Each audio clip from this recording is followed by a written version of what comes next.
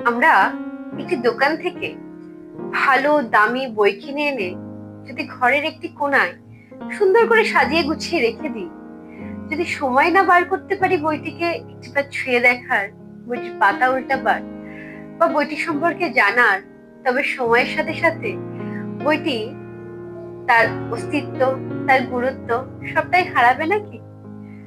একটি সম্পর্ক ঠিক এই বইটির মতো সময়ের সাথে সাথে যত্ন আর সময়ের অভাবে তার অস্তিত্ব হারাতে থাকে। আমাদের সম্পর্কগুলো একটি নির্দিষ্ট স্থিরতা পাওয়ার পরই কেমন যেন একটা রুটিনে বাঁধা হয়ে যায়, যেখানে আমার প্রিয় মানুষটির স্বপ্ন, ইচ্ছে, ভালো লাগা সবটা নতুন করে জানার সময় হয়ে ওঠে না।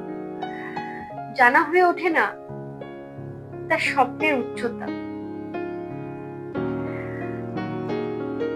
আমাদের বিশেষ মানুষটি তো বিশেষই থাকে, তবে সময়ের সাথে সাথে একটু যত্ন, একটু সময়, একটু গুরুত্বের অভাবে সম্পর্কগুলো কেমন যেন উষ্ণতাহীন হয়ে পড়ে। আমাদের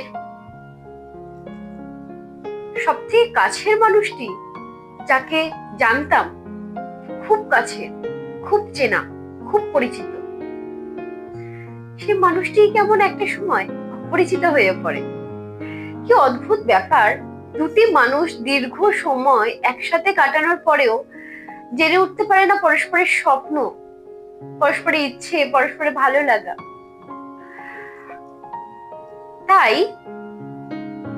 আমরা আমাদের সম্পর্কগুলোকে কিন্তু একটু ভালোবাসা, গুরুত্ব আর একটু সময় উপহার দিতেই পারি। খুবই প্রয়োজনীয় নয় কি? প্রয়োজন সম্পর্কগুলোকে সুন্দরভাবে সাজিয়ে তোলার।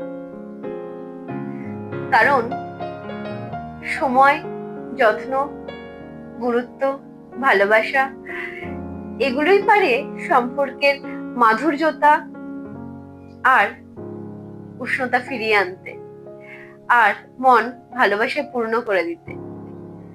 একটা ভালোবাসাপূর্ণ জীবন তো সবারই কাঙ্ক্ষিত, তাই না? নমস্কার।